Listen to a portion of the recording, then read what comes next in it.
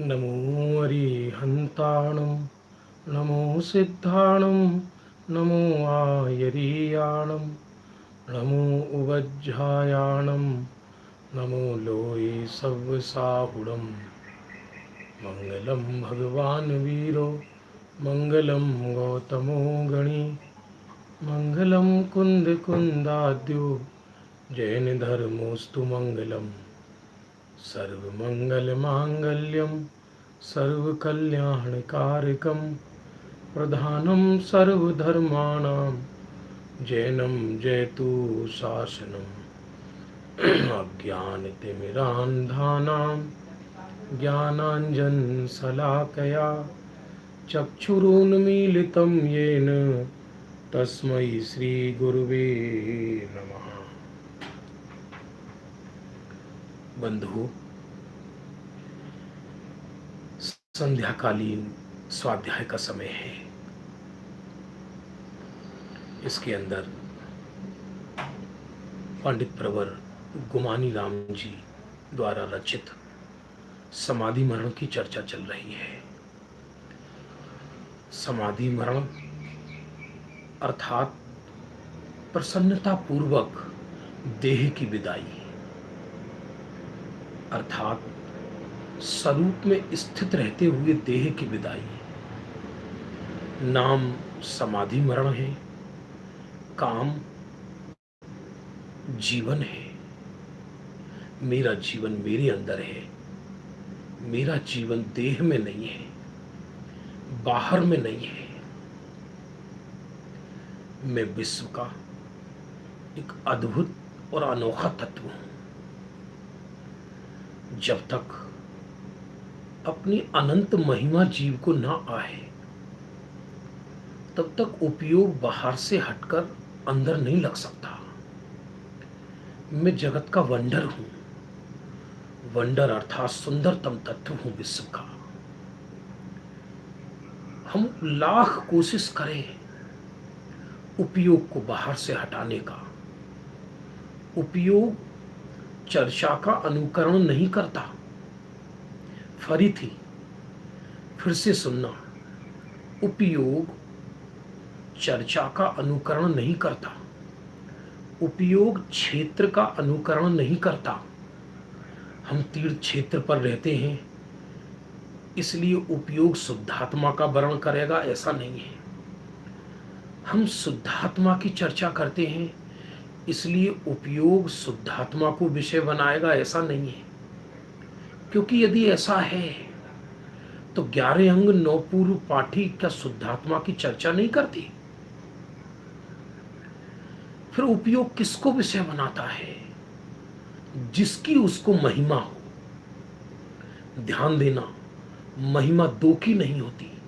यदि दो की महिमा हो तो समझना किसी की भी महिमा नहीं है। शुद्धात्मा की भी महिमा हो और भगवान की भी महिमा हो तो उपयोग डावाडोल होता रहेगा, स्वरूप में नहीं जा पाएगा। उपयोग जैसे प्रेम दो से नहीं होता। प्रेम गली अति सांकड़ी, तामे दो न समाए। कोई कहे हमें इनसे भी प्रेम है, हमें इनसे भी प्रेम है, इसका मतलब तुम्हें किसी से भी प्रेम नहीं है।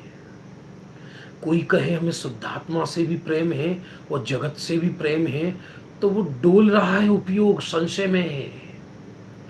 प्रेम का अर्थ होता है बस यही वर्ण करने योग्य है, दूसरा कुछ वर्ण करने योग्य है ही नहीं। दामाद का सम्मान कभी कभी पुत्र से अधिक किया जाता है। तथापि वो पुत्र का स्थान नहीं पा लेता। चित्त में तो पुत्र ही रहता है।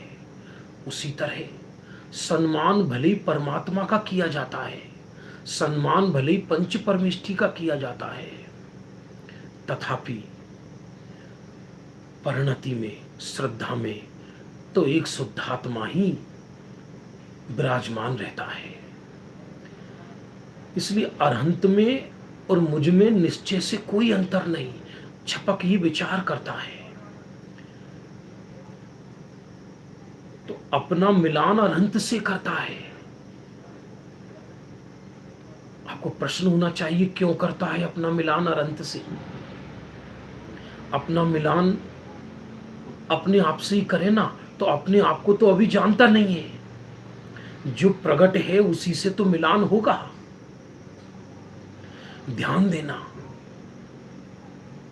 समय सार में सिद्धों से मिलान कराया है, प्रवचन सार में अरहंतों से मिलान कराया है, क्योंकि प्रवचन सार दिव्य ध्वनि का सार है और समय सार श्रद्धा प्रधान ग्रंथ है। यहां सामने अरहंत हैं, वहां सामने सिद्ध है। तो मैं और अरहंत द्रव्यपने से समान, मैं और अरहंत गुणपने से समान, और मेरा और अरहंतों की पर्याय का सामान्य स्वभाव भी एक जैसा है। सब विशेष में तो अंतर है, विशेष में तो अंतर है कि विशेष में जो अंतर है वो अंतर ना के समान है। कीमत तो त्रिकाल स्वभाव की है। और दूसरी बात ये, जो पर्याय क्षणिक मरण के लिए ही पैदा हुई है, उसके अंतर को देखकर विषाद क्यों करना? कदाचित कोई कहे अंतर है, कि हाँ है, लेकिन वो अंतर तो वैसे ही मरने वाला है। जब अंतर मरने ही वाला है तो उस अंतर को माथे में क्यों नचाना? इसलिए वो छपक आत्मा का ध्यान भली प्रकार साधता है, सामने पंच प्रभु को विराजमान करके। आत्मा का ध्यान करते हुए, फिर से सुनना, अरिहंतों का ध्यान भली प्रकार साधता है। अरहंतों का ध्यान करता है ये नहीं कहा, अरहंतों का ध्यान साधता है। क्योंकि जो निजात्मा का ध्यान कर लेता है वो ही कह सकता है सच्चा कि मैंने अरहंतों का ध्यान किया है। बाकी कैसे अरहंतों का ध्यान होता है? अरहंतों जैसा मैं हूं तो मैंने मेरा ध्यान कर लिया, तो इसका मतलब अरहंतों का ध्यान हो गया। ध्यान का ध्यान नहीं होता, परद्रव्य का ध्यान तो होता ही नहीं, ध्यान का ध्यान भी नहीं होता, क्योंकि ध्यान अविनश्वर है, ध्यान विनश्वर है और मैं अविनश्वर हूं। बल्कि ध्येय का ध्यान होता है। और ध्येय का ध्यान कब होता है? कि जिसको हम ध्यान पर्याय कह रहे हैं वो वास्तव में ध्यान से पूर्व प्रगट उपयोग है वो। और वो प्रगट उपयोग जब स्वरूप में समा जाता है तो वो ही उपयोग ध्यान संज्ञा प्राप्त करता है। क्योंकि आत्मा में कोई ध्यान, उपयोग का स्वरूप के अंदर समाना वही ध्यान है। और ध्यान के काल में ध्यान का ध्यान नहीं रहता। क्या कहा? ध्यान के काल में ध्यान का ध्यान नहीं रहता। यदि ध्यान के काल में ध्यान का ध्यान हो तो मिथ्यात्व कहलाए। इसलिए वो जो सौगानी जी का वाक्य है द्रव्य दृष्टि प्रकाश में, पर्याय मेरा ध्यान करे तो करे, मैं किसका ध्यान करूं? तो त्रिकाली ध्रुव को ध्यान की आवश्यकता नहीं है, क्योंकि वो तो ध्येय तत्व है। इसलिए न तो साध्य का ध्यान किया जाता है, न ध्यान का ध्यान किया जाता है, बल्कि ध्येय का ध्यान किया जाता है। साध्य अरहंत सिद्ध है, ध्यान निर्मल पर्याय का नाम है। तो निर्मल पर्याय नाम तो तब पाए कि जब उपयोग स्वरूप के अंदर विश्राम करे, और स्वरूप के अंदर विश्राम उपयोग कब करता है? जब उसे त्रिकाली ध्रुव चैतन्य जो मैं स्वयं हूं, उसकी इतनी अनंत महिमा आती है, इतनी अनंत महिमा आती है कि सारा जगत उसे राख का ढेर नजर आता है। कितनी भी चर्चा कर लेना शुद्धात्मा की, यदि महिमा जगत की है तो शुद्धात्मा की चर्चा केवल मस्तिष्क को भारी करने वाली होगी, चर्चा केवल मुख को सुखाने वाली होगी।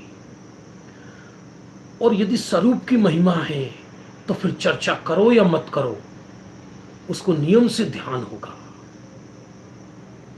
इसलिए अरहंतों का ध्यान साधता है, अर्थात अरहंतों को पहचान लेता है स्वरूप का ध्यान करके।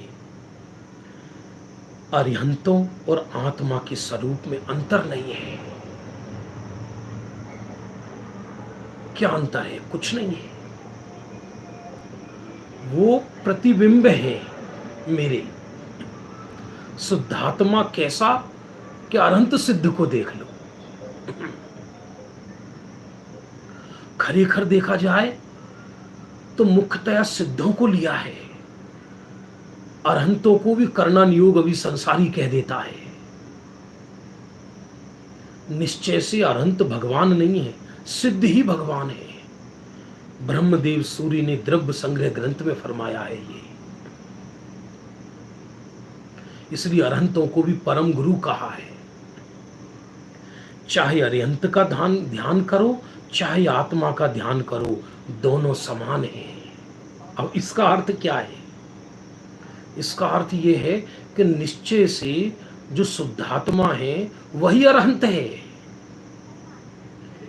जो त्रिकाल शुद्धात्मा का प्रगटीकरण है वही अरहंत सिद्ध दशा है। अरिहंत सिद्धाचार्य पाठक साधु है परमेष्टिपण, सब आत्मा की अवस्थाएं आत्मा ही है शरण। इसलिए निश्चय से इनमें कोई अंतर नहीं है। ऐसा विचार करता हुआ सम्यक दृष्टि पुरुष सावधानी पूर्वक स्वभाव में स्थित होता है।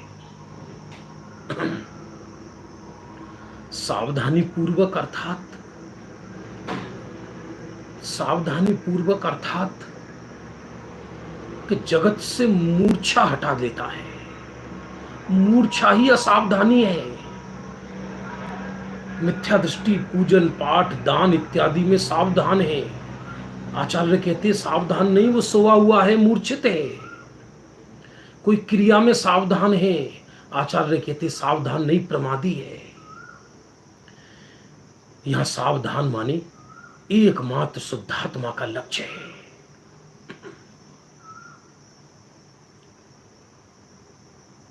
अंदर जाने की विधि शोक पूर्वक नहीं है। कोई छपक स्वरूप में जा रहा है तो अब वो ऐसा घबराता होगा, देह की पीड़ा से उपयोग हटा के अब तो बस थोड़ी देर की पीड़ा है, अब तो बस मैं अंदर जा रहा हूं, थोड़ा कष्ट और सहन कर लो। अरे जी कैसी बातें कर रहे हो। यदि कष्ट सहन करके अंदर जाए तो इसका अर्थ हो गया कि शुद्धोपयोग का कारण कष्ट कहलाया। सच बात तो यह है कि जो पर्याय स्वरूप के अंदर समाती है तो समाने से पूर्व वो पर्याय अनंत प्रसन्नता वाली होती है।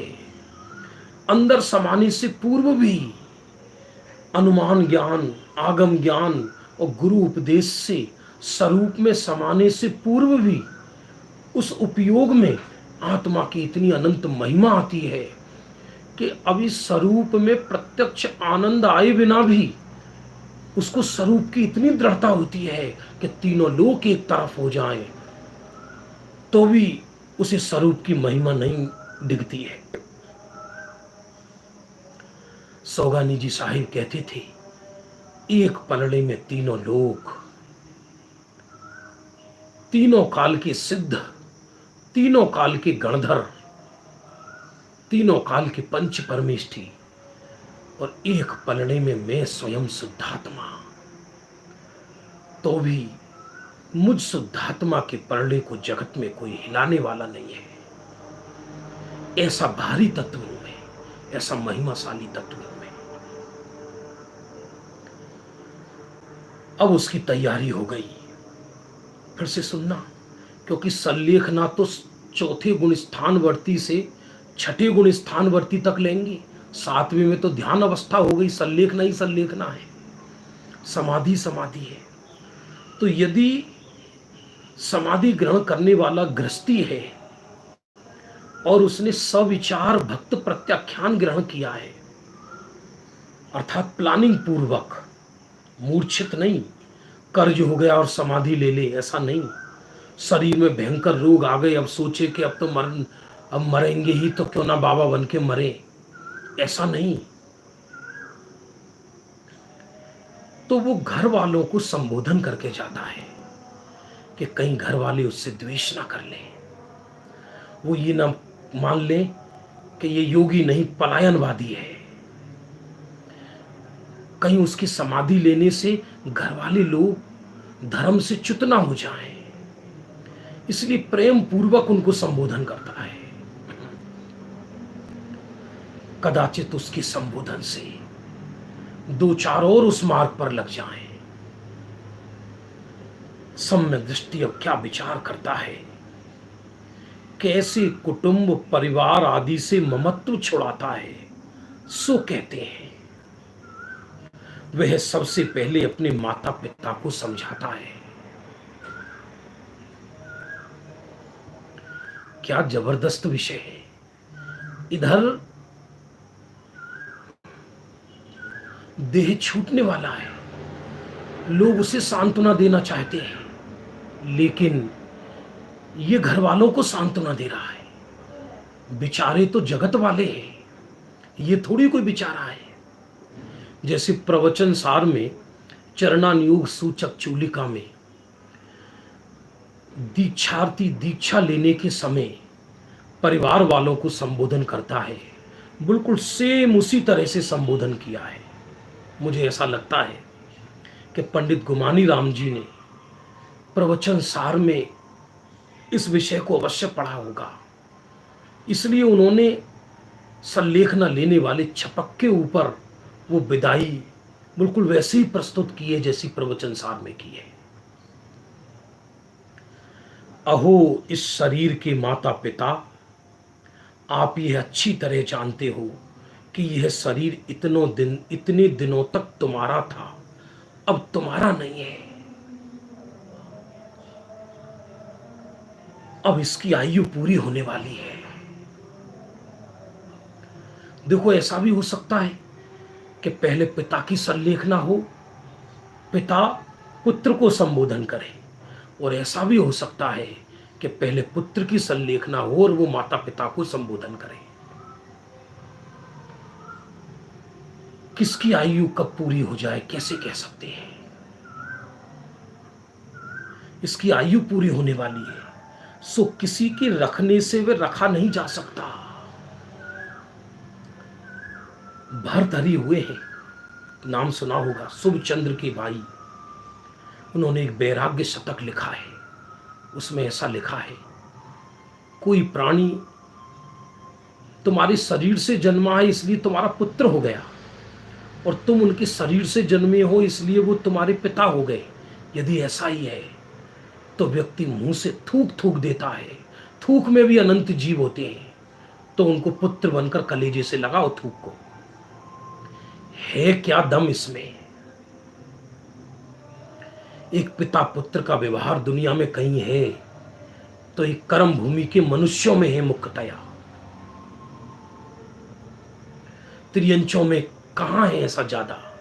बच्चे बड़े हुए, जाओ तुम अपने घर, हम अपने घर। बंदर कौन सा सारी जिंदगी अपने बच्चों को खोजते फिरता है और उनका लालन पालन करता है। सांप कौन से अपने बच्चों का लालन पालन करता है। सब अपने भाग्य से बढ़ते हैं। ये तो मनुष्य के अंदर ऐसी तृष्णा है कि वो ममता नहीं छोड़ता। इसकी इतनी ही स्थिति है, सो अब इससे ममत्व छोड़ो छोड़ो। इससे ममत्व क्यों करते हो? लाश का ढेर है ये। कौन छपक अपने माता पिता को संबोधन कर रहा है यदि वो पूर्व में समाधि लेने योग्य हो गया है तो? अब इससे ममत्व करने से क्या फायदा? अब इससे प्रीति करना दुख ही का कारण है। इंद्र आदि देवों की शरीर पर्याय भी विनाशिक है। इंद्र बूढ़े नहीं होते, सारी जिंदगी उनका शरीर 16 वर्ष जैसा रहता है। लाखों इंद्राणियां होती हैं,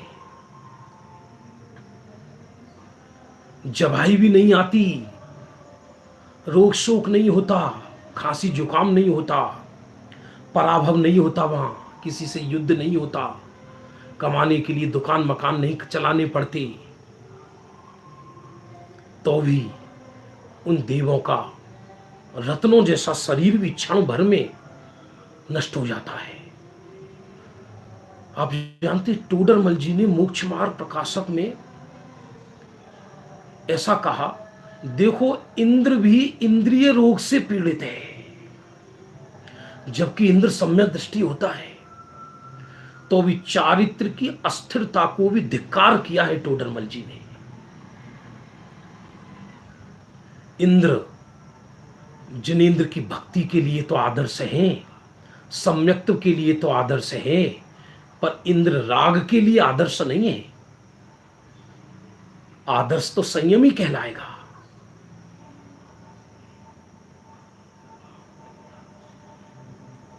इंद्र आदि देवों की शरीर पर्याय भी विनाशिक है। जब मृत्यु समय आवे तब इंद्रादि देव भी दुखी होकर मुंह ताकते रह जाते हैं। माला मुरझाने लगती है, लाखों देवियां सामने हैं, कम से कम एक देव की 32, कम से कम छोटे से छोटे की, उन्हें देखता हुआ बिलखता है। और वो कदाचित थोड़ा बहुत देवियों को भी कष्ट होता है, लेकिन जैसे ही वो देह चला गया, कपूर की तरह उड़ गया, इसके बाद उन देवियों का दूसरा नियोग ही आ जाता है। देव पर्याय में विवाह नहीं होते, नियोग नियोगनियां कहलाते हैं। फिर भूल जाते हैं कौन था इंद्र पुराना, कोई कुछ नहीं रहता वहां। ऐसे ही देव के यदि देवी पर्याय विनष्ट हो जाए किसी की उसी के सामने, तो क्षणिक थोड़ी बहुत देर के लिए दुख हुआ, फिर दूसरी देवी आ जाती है। कौन किसको रोए? इतिहास उठाकर देखो, कौन किसको रो रहा है, किसको क्यों फुर्सत है, और कोई क्यों रोए किसी को? हर द्रव्य अपने अंदर अंतर्मग्न है। सच पूछा जाए, लोग कहते ना हम तो तुम्हारे लिए कर करके मर गए, हम तुम्हारे लिए जी रहे हैं। ये विश्व का सबसे बड़ा असत्य है। कोई किसी के लिए नहीं जीता, अपनी संवेदनाओं के लिए जीता है। यदि कोई किसी पर कुछ क्षणिक उपकार भी करता है तो उपकार का परिणाम वो उसके खुद का है, उसे उससे संतोष होता है, तो वो अपनी संवेदनाओं के लिए जीता है, उसके लिए नहीं जीता। कोई ना किसी पर उपकार करता है, ना कोई किसी का अपकार करता है। सब अपने अपने संकल्प विकल्पों के कर्ता भोक्ता होते हैं अज्ञान के काल में। जब मृत्यु समय आवे तब इंद्रादि देव भी दुख होकर मुंह ताकते रह जाते हैं। अन्य देवों के देखते देखते काल के किंकर उन्हें उठाकर ले जाते हैं। विचार करो जरा, सागरों पर्यंत आयु, ऐसी लंबी लंबी आयु, वहां दिन रात नहीं होती, काल के किंकर उनको उठाकर ले जाते हैं। मणि मंत्र तंत्र बहु होई, मरते ना बचा वे कोई। मणि मंत्र तंत्र बहु होई, मरते ना बचा वे कोई। सुत दारा होए नसीरी, सब स्वार्थ के है भीरी। किसी की यह शक्ति नहीं है कि काल के किंकरों से उन्हें क्षण मात्र भी रोक ले, किसी की ताकत नहीं है। इस प्रकार ये काल के किंकर एक एक को ले जाकर सबका भक्षण करते हैं। व्यंग की भाषा है, एक एक को खाएगा सहसा काल अकेला। इससे कोई फर्क नहीं पड़ता कि तुमने समूह में मरण किया है या एकाकी मरण किया है। अरे साहब, उनकी अर्थी में हजारों लोग थे, तो उससे क्या नरक निगुद बच जाएगा? अरे साहब, उनको कोई उठाने वाला नहीं था, उससे कोई नरक निगोद हो जाएगा? ऐसा कुछ नहीं है। इस लाश के साथ एक भी ना हो तो भी कोई फर्क नहीं पड़ता, और लाखों लोग साथ जा रहे हो तो भी कोई फर्क नहीं पड़ता। इससे क्या है?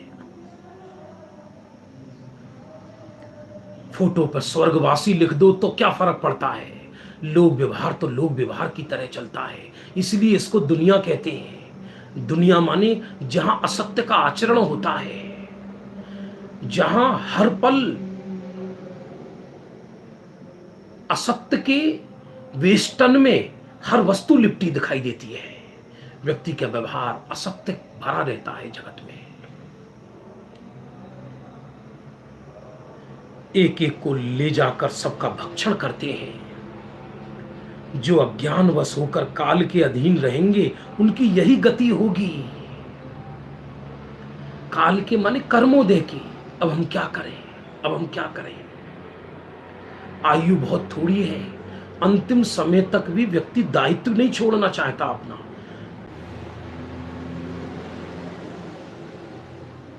इससे पहले जो विषय लिया था उसमें एक लिया था कि कौन जीव मरकर गधा बनता है, गधा पर्याय में।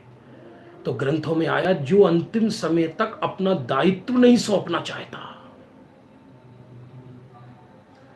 इसलिए घर गृहस्थी में यदि धर्म का माहौल ना हो तो संलेखना असंभव है, क्योंकि वहां बेटों को, पोतों को, पोती को, सास को, बहू को, बच्चों को, बेटी को, सबको देखेगा तो उनकी चिंताएं सताती हैं।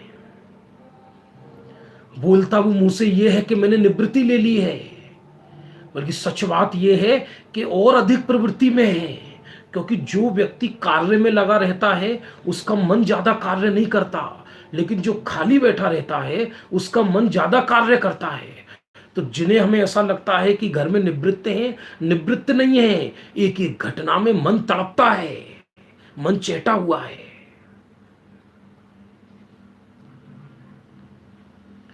इसलिए ऐसा लिखा है, प्राय संलेखना लेने वाले घर इत्यादि छोड़कर गुरु के संपर्क में आ जाते हैं, साधर्मियों के संपर्क में आ जाते हैं। और कदाचित किसी के घर का बिल्कुल सरवार सिद्धि जैसा माहौल हो तो फिर अलग बात है। इस प्रकार ये काल के किंकर एक एक को ले जाकर सबका भक्षण करते हैं। जो अज्ञानवश होकर काल के अधीन रहेंगे उनकी यही गति होगी। सो तुम मोह के बस होकर इस पराये शरीर से ममत्व करते हो और इसे रखना चाहते हो। तुम्हें मोह के बस होने से संसार का चरित्र झूठा नहीं लगता है क्या? झूठा चरित्र है। मान लो कदाचित कोई जीव मरकर अपने मोहल्ले में ही कूतड़ा कुत्ता बन जाए, और जिस मोहल्ले में कोई व्यक्ति मरा उसको कोई अवधि ज्ञानी, निमित्त ज्ञानी ये बताए कि पहले तुम्हारे पिताजी थे, तुम्हारे पुत्र थे, बोलो उसका लालन पोषण करोगे, उसको अपने घर में ले जाकर रखोगे, और वो भी ऐसा कुत्ता जिसकी गर्दन सड़ गई हो, जिसमें से बदबू मार रही हो।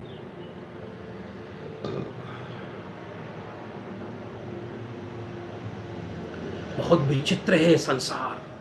अष्टपाहुड़ ग्रंथ में लिखा, ऐसा कोई क्षेत्र नहीं जहां मैंने जन्म नहीं लिया हो, ऐसी कोई मां नहीं जिसके गर्भ में नहीं गया हो, ऐसा कोई जीव नहीं जो मेरा रिश्तेदार नहीं हुआ हो।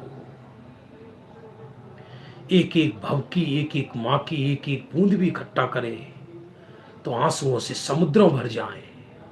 गुरुदेव ऐसा कहते थे। हे मोही जीव, हे भवी जीव, तेरे दुखों को देखकर ज्ञानियों की आंखों में आंसू आ गए, पर तेरे को वो दुख भासित नहीं होते। दूसरे का शरीर रखना तो दूर, तुम अपना शरीर तो पहले रख लो। वो छपक अपने माता पिता को समझा रहा है, फिर औरों के शरीर की रखने का उपाय करना, पहले आप अपने शरीर की सोचो। एग्रीमेंट है ये। आज एक ऐसी कोई कव्वाली सुन रहा था मैं, बहुत वैराग्य भरी है। जिंदगी एक किराए का घर है, एक ना एक दिन बदलना पड़ेगा। जिंदगी एक किराए का घर है, एक ना एक दिन बदलना पड़ेगा। मौत जब तुझको आवाज देगी, तुझको घर से निकलना पड़ेगा। मौत जब तुमको आवाज देगी, तुमको घर से निकलना पड़ेगा। ये मिट्टी के घरौंदे यूं ही क्यों ही धरे रह जाएंगे। कमाएंगे हम, भोगेंगे दूसरे। आप भोगे दूसरे नहीं, हमारे बच्चे भोगेंगे। तुम्हारे बच्चे कब से हो गए? आत्मा का कोई बच्चा होता है क्या? इसलिए तुम पहले अपने शरीर का उपाय तो करो। आपकी ये भ्रम बुद्धि है जो व्यर्थ ही दुख का कारण है, किंतु ये प्रत्यक्ष होते हुए भी तुम्हें नहीं दिख रहा। ये छपक अपने माता पिता को संबोधन कर रहा है, क्योंकि हो सकता है माता पिता लंबी आयु के हों और इसको असाध्य रोग हो गया हो, तो संलेखना ग्रहण कर रहा है। संसार में अब तक काल ने किसको छोड़ा है और किसको छोड़ेगा? हाय हाय, देखो आश्चर्य की बात कि आप निर्भय होकर बैठे हो, यह आपकी अज्ञानता ही है।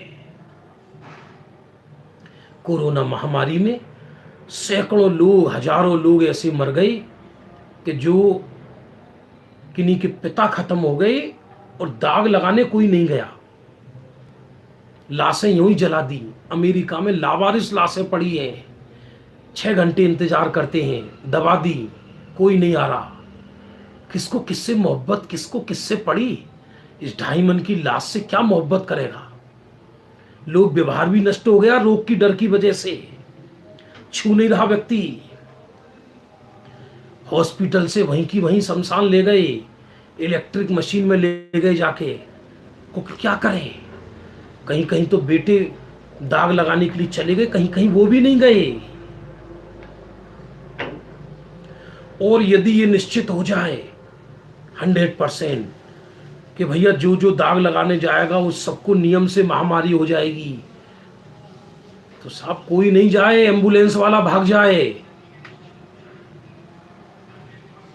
एम्बुलेंस वाला भाग जाए, ड्राइवर भाग जाए। मौतों को रोबोट फेंकेंगे, लाशों को रोबोट।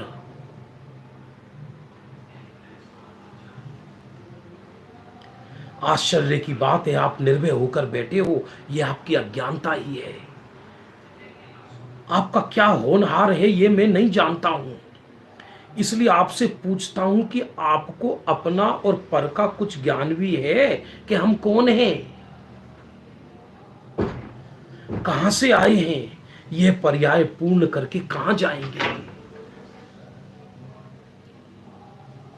बहुत अद्भुत संबोधन है ये। आपने देखा होगा कुत्ता बिल्ली मर जाते हैं, इनकी लाशों को कौन दफनाता है?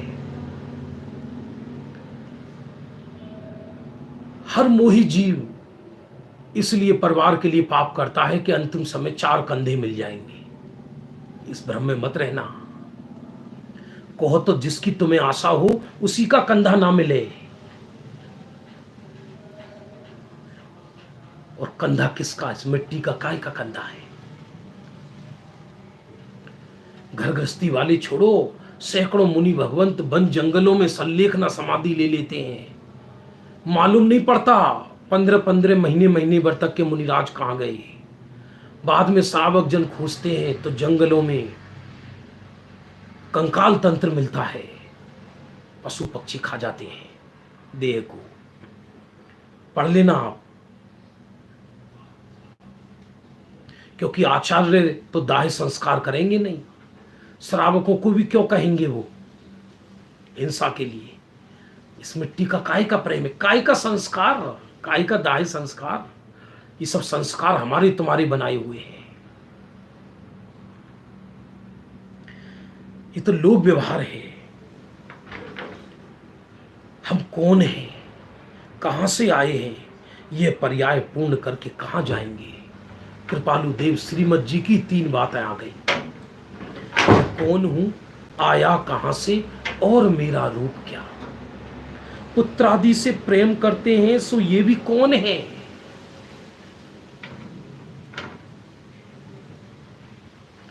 कौन है ये? हमारा पुत्र इतने दिन तक कहां था? जन्म लेने से पहले कहां था? दुनिया में जिनके पुत्र नहीं होते वो जीते नहीं है क्या? एक संतानों के पालने की व्यवस्था कर्म भूमि के मनुष्यों की होती है। बाकी त्रियंचों के बच्चे कौन पालता है? हाथी का, कंगारू का अंतर मुहूर्तवाद अपने आप पगने लगते हैं। समुद्रों में मछलियों को कौन पालता है? भोग भूमि में माता पिता मर जाते हैं, बच्चा अंतर मुहूर्त में बड़ा हो जाता है।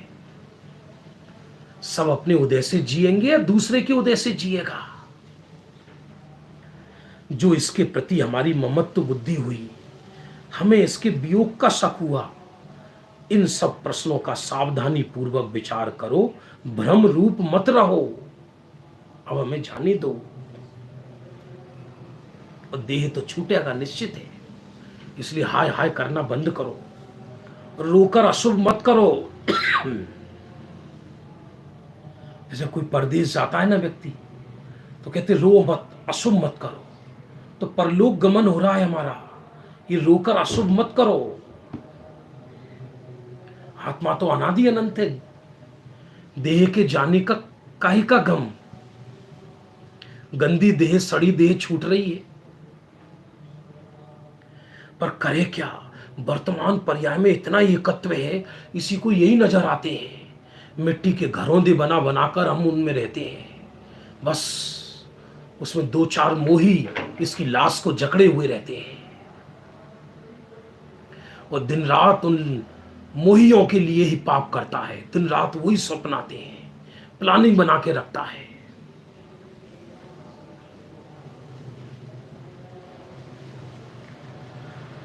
आप अपना कर्तव्य विचारने और करने से सुखी होगे। पर का कार्य या कार्य उसके हाथ है, पर के हाथ, उसमें आपका कुछ भी कर्तव्य नहीं है। होता ना, जब बच्चे स्टूडेंट होते हैं, पढ़कर निकलते हैं और फर्स्ट डिवीजन आ जाए तो वो मीडिया वाले हुक्का ले लेकर आ जाते हैं, आगे आपको क्या करना है, क्या करना है। ऐसा जैसे कि धरती के मालिक बनेंगे। 25-50 वर्ष की जिंदगी है, उसकी इतनी प्लानिंग है, माथा जला जा रहा है। आज इस भौतिकतावाद ने सुकून नहीं दिया व्यक्ति को, सिर्फ विनाश ही विनाश दिया है, व्यक्ति को उलझा के धर दिया है। बच्चों की जिंदगी नष्ट हो गई है। 2-2.5 वर्ष में ही माता पिता का बस चले तो जन्म से पहले एडमिशन करा दे। उसको ऐसा करता है, उसको हर माता पिता को कोई अंदर में कोई बच्चे के प्रति विशेष प्रेम हो, ऐसा नहीं। वो चाहता है कि मेरा बच्चा धरती का राजा बन के धरती को लूटे, पूरी पढ़ाई पढ़ ले, धरती को पढ़ ले। इतनी तृष्णा होती है जिसे ममता कहते। ममता नहीं, जहर है ये, जहर। उसको शांति से खेलने भी नहीं देते।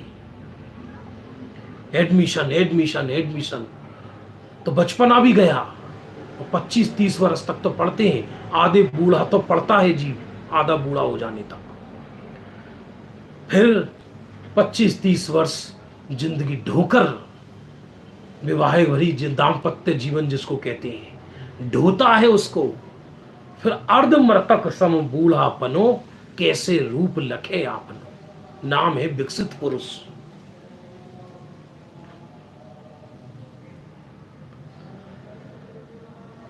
आप व्यर्थ ही खेद खिन्न हो रहे हैं। आप मोह के बस होकर संसार में क्यों डूबते हैं? संसार में नरकों के दुख आप ही को सहने पड़ेंगे, क्योंकि पर्याय में ममत्व है तो दुख पर्याय में ही भोगेगा, लेकिन भोगेगा तो जीव ही ना स्वयं। आपके लिए कोई और उन्हें नहीं सहेगा। जैन धर्म का ऐसा उपदेश नहीं है कि पाप कोई करे और उसका फल दूसरा भोगे। कभी कभी लोग ऐसी भाषा बोलते हैं, आप चिंता मत करो, सारे विकल्प हमारे ऊपर छोड़ दो, हम ब्रह्मा हुए हैं धरती के। बंधुओं, जो स्वयं तिर नहीं सकता वो तार नहीं सकता। मैं किसी व्यक्ति पर नहीं बोल रहा, तारने का फैशन आ गया है। हर कोई तारक बनना चाहता है, तरना कोई नहीं चाहता।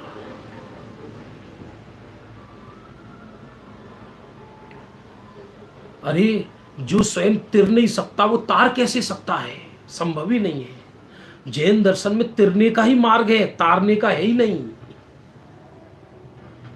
जो तिरता है उसके निमित्त से सहज कोई तिर जाए तो तिर जाए। तारने का लक्ष्य किसी तीर्थंकर ने भी नहीं किया। अतः मुझे आपके लिए बहुत दया आती है। माता पिता को संबोधन कर रहा है, आप मेरा ये उपदेश ग्रहण करें, मेरा ये उपदेश आपके लिए सुखदायी है।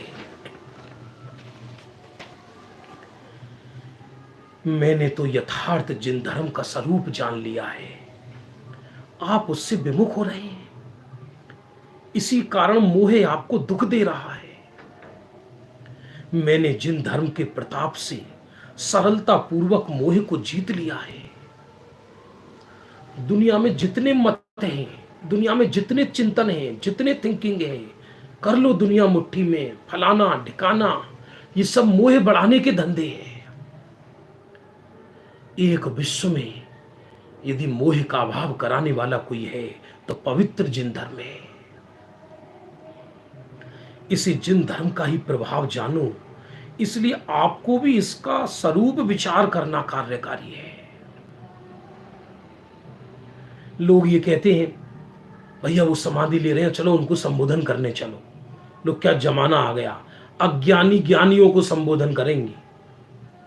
जो खुद मोह में डूबे हैं वो निर्मोहियों को संबोधन करेंगे। अरे उल्टा है, वो छपक संबोधन कर रहा है मोहियों को। वो निर्यापक आचार्य उसको संबोधन करता है, वो बाद की बात है। जब वो गाफिल हो जाए, जबरदस्ती थोड़ी संबोधन करेगा कोई। जो निरंतर शुद्धोपयोग का पान करता हो उसको कोई निर्यापक आचार्य ये कहेंगे क्या बार बार, तुम देह से भिन्न हो, तुम देह से भिन्न हो, और वो स्वरूप का आनंद ले रहा है? ये कैसी बातें कर रहे हैं? जो निरंतर स्वरूप का आस्वाद लेता हो और उससे कोई मोही संबोधन करने आए, दादाजी हे आत्मार्थी, तुम मकान से भिन्न हो, इस मकान से ममता हटाओ, ये पागल इकट्ठे हो गए आकर उस भगवान के पास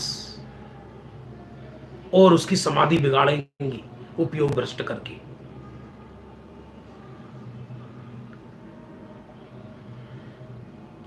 देखो, आप प्रत्यक्ष ज्ञाता दृष्टा आत्मा है, शरीर आदिक पर वस्तु है।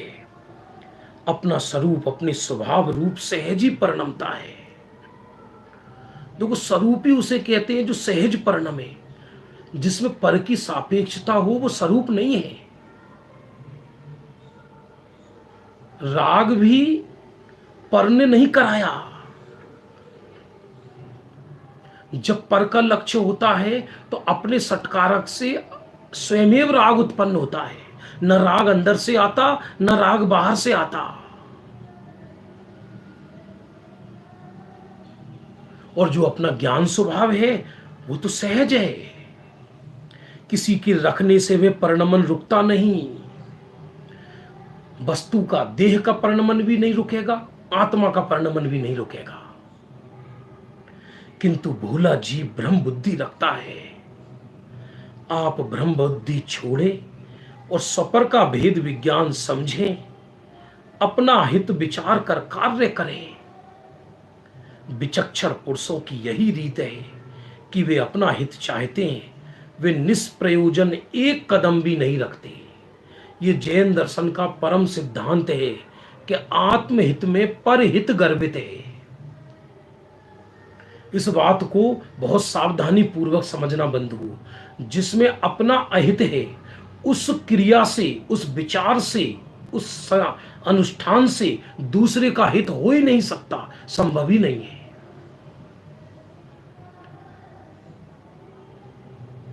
इसलिए आत्महित में ही परहित गर्भित है। जैन शासन के चारों अनुयोगों में किसी भी मुनिराज ने किसी संबोधन में जगतवासियों को ये नहीं कहा होगा कि हम तो तुम्हारा कल्याण करने के लिए पैदा हुए हैं। किसी तीर्थंकर ने ये नहीं कहा होगा गृहस्थी में, अरे हम बाद में अपना कल्याण कर लेंगे, पहले हम तुमको उपदेश देते हैं, आओ। इसलिए भीड़ इकट्ठी करके मजमा लगा के लोगों को उपदेश दें। ऐसा किसी एक तीर्थंकर ने भी नहीं किया होगा। जब वो अपना पूरा हित कर लेते हैं, पूरा हित माने मोह का पूरा नाश कर लेते हैं, चार कर्म नष्ट हो जाते हैं और अरहंत बन जाते हैं, तब भी उपदेश की इच्छा नहीं है, क्योंकि इच्छा तो चारित्र मोह की पर्याय है। स्वयमेव भवि भागन वच जोगे वसाय, दिव्य ध्वनि स्वयमेव कीर्ति है बिना इच्छा के।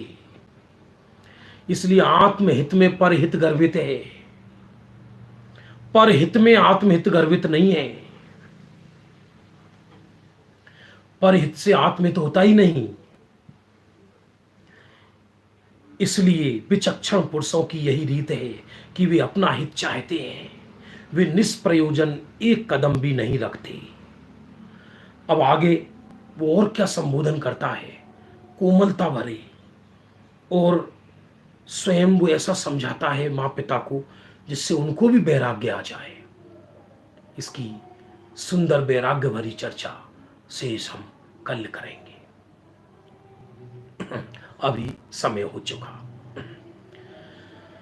जावाणी के ज्ञान थे सूझे लो कालो, सोवाणी मस्तक नमु सदा देत तिहूं धो।